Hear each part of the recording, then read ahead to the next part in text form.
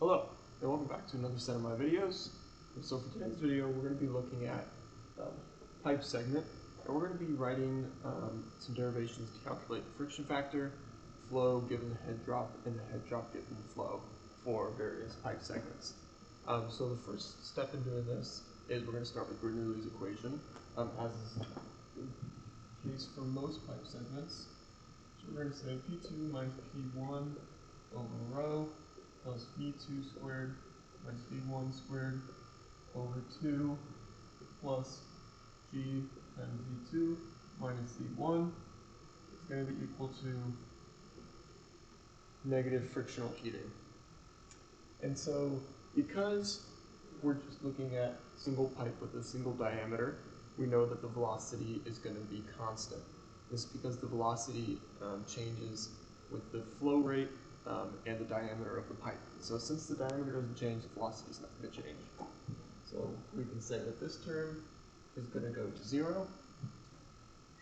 So that leaves us P2 minus P1 over rho plus G times Z2 minus Z1 is going to be equal to, and now I'm going to plug in the frictional heating here, which is going to be 4F delta X over D B squared over 2. I'm actually going to go ahead and cancel this 4 and 2 already. It's not necessary to have 2 there for this problem. So now that we have this, I'm going to just divide everything by this gravitational constant G. I'm actually just going to do it right here. So it's going to be over rho G, and this is going to be G on the other side as well. So this on the left is what's going to be known as our head drop when we start coding. So I'm going to call this term HD, standing for head drop.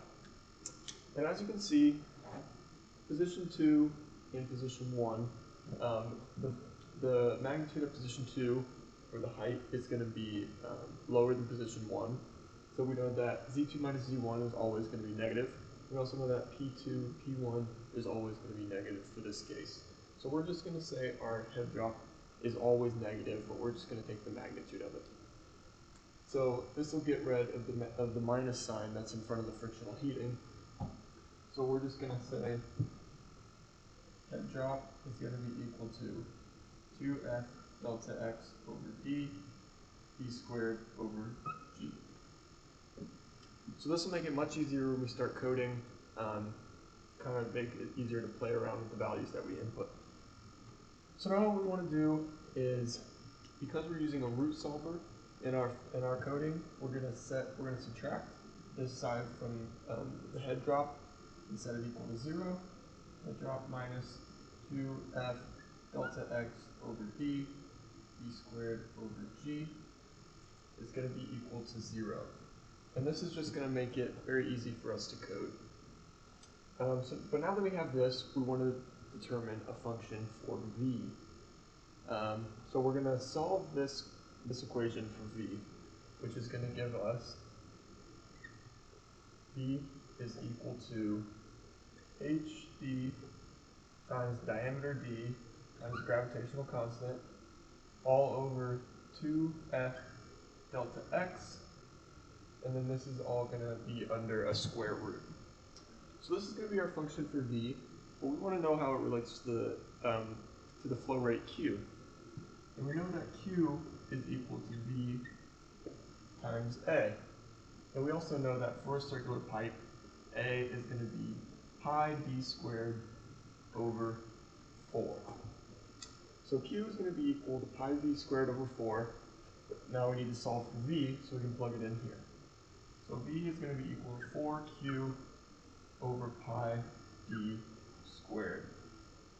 So that gives us 4Q over pi D squared is equal to the square root of the head drop times diameter times gravitational constant all over 2 times the friction factor times the length of the pipe. And so rearranging some stuff to solve for Q, we get Q is equal to square root of HD times E times G all over 2 times F as delta X. And then this is going to be times pi d squared over 4, which is just the area of the pipe. So this shows us what the flow rate is for any given diameter and any given friction factor F. So now that we have all these equations derived, we can move on to the coding part of this problem. So now we've moved on to the coding part.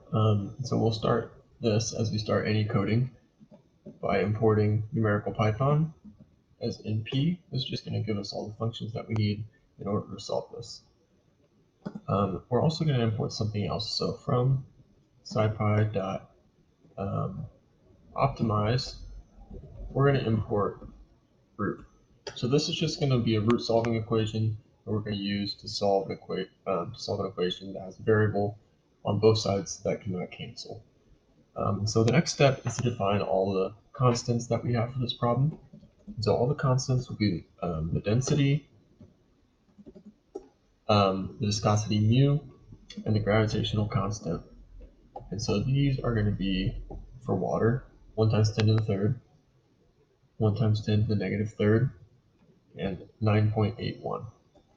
So these are going to be all the constants that we need in this equation, or in this coding.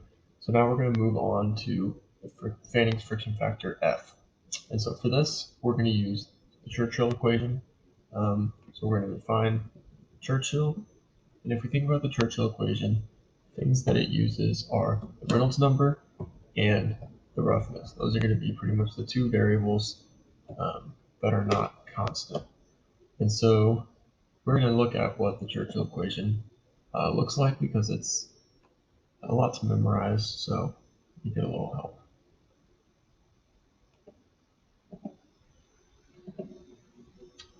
So as you can see, there's three parts to the Churchill. There's the overall function f, which is Fanning's friction factor. Then there's these two subcomponents a and b. And so first we want to define the subcomponents. So a is going to be equal to negative 2.457 np dot log times 7 divided by Reynolds number to the power of 0.9, and this is going to be plus 0.27 times ED, and this is all going to be raised to the power of 16.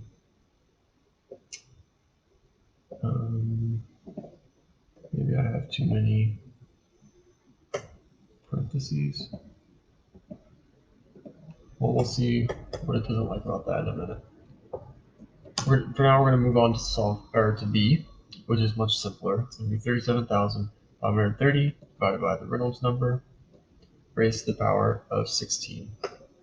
Now what we want to do is we want to return the overall value f. So we're just going to say return 8 times 8 divided by our e raised to the 12th plus 1 divided by a plus b raised to the 1.5, and then this is all going to be raised to the 1 over 12.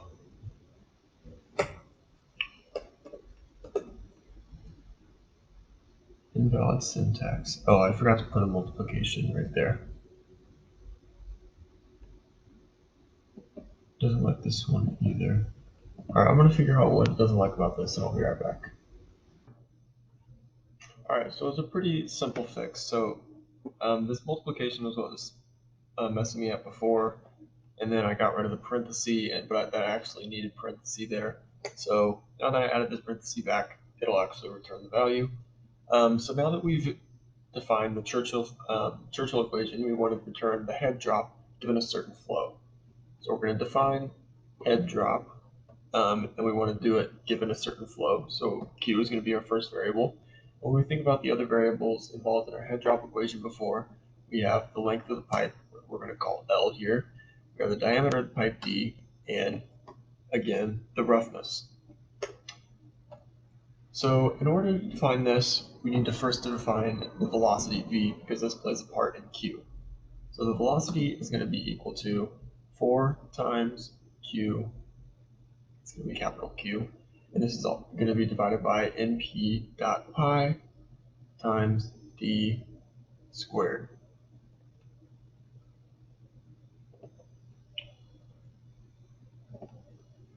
Alright, and so now that we have v, we want to define the Reynolds number. So Re, and we know that the Reynolds number is going to be equal to rho times v times d divided by mu. So now that we have this, we want to get our fanning friction factor F using this Churchill equation up here.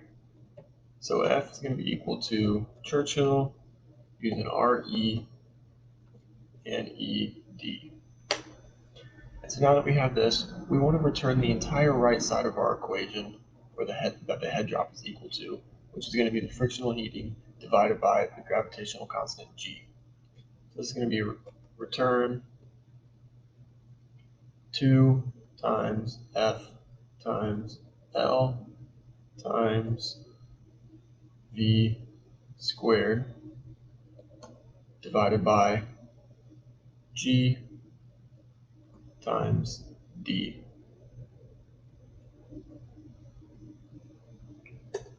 And so this is going to be our head drop formula.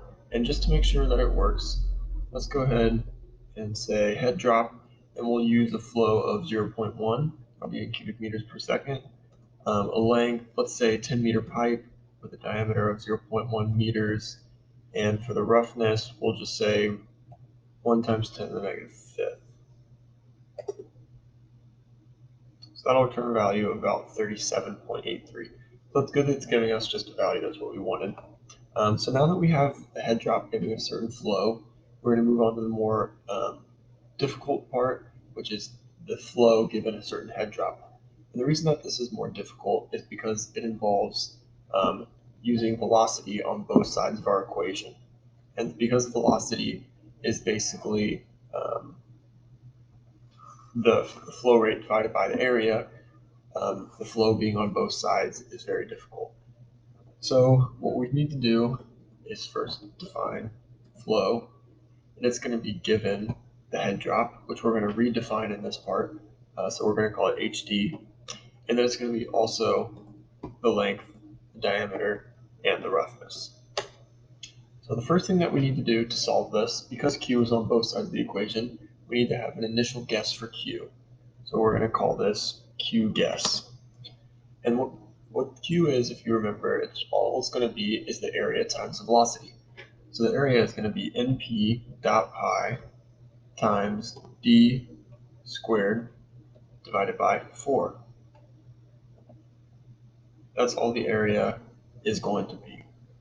And then it's going to be times the velocity.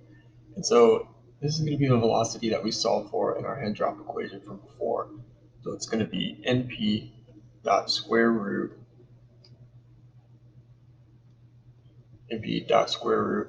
of the head drop times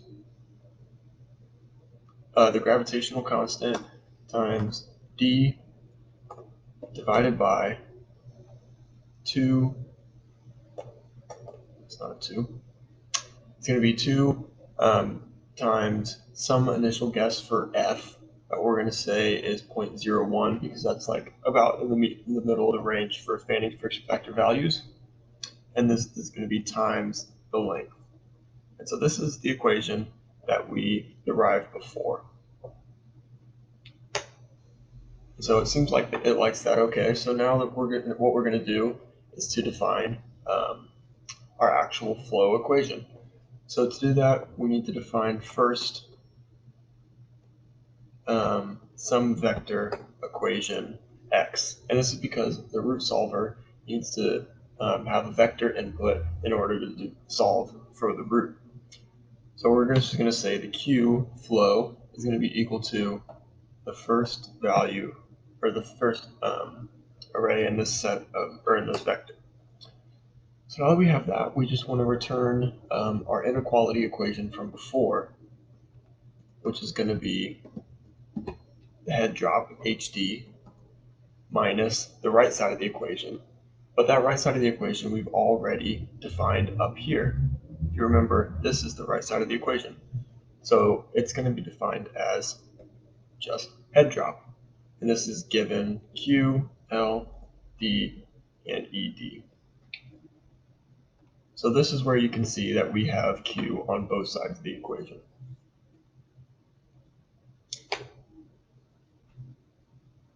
So now that we have that, we want to return actually the solved root of this. So we're going to say return our root solver equation, which is going to use this function that we just created up here.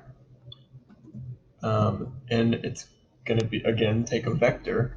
So Q guess is going to be our initial guess that we need to input as a vector. And then we're going to do this at just the first value in this vector x, which is going to be Q. So let's see if there are no errors in there. We're going to check to see if this actually gave us what we wanted. So in order to do that, I'm going to use this number up here for our head drop and see if we get a flow close enough to 0.1. So I'm going to say flow of 37.836, a length of 10 meters, a diameter of 0.1, and a roughness of 1e negative 5.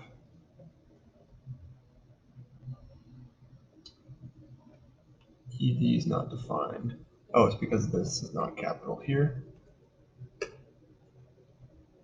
All right, so now you can see 0.099999. That is very, very close to 0.1. So we can see that we actually were able to solve for the flow given a certain head drop by checking it against our previous equation.